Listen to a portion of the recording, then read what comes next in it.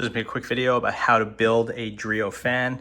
This is the pedestal air circulator fan, aka the Polyfan 512, and it's a pretty simple build.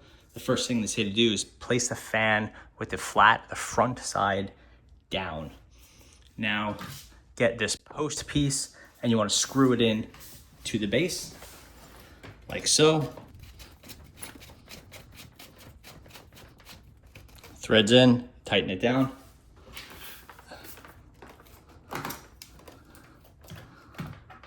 Now you're gonna put it in there like that. It will not be very stable because we need to start using the hardware.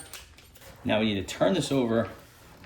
We get the bolt, put on the washer, put the bolt in here, and we'll start to tighten that down. Just hand tighten it as much as you can. Once it gets towards the end, you use the Allen key, but use that screw head on there, the Phillips head, and we'll give it a little bit of a turn. You have your remote holder that goes right there.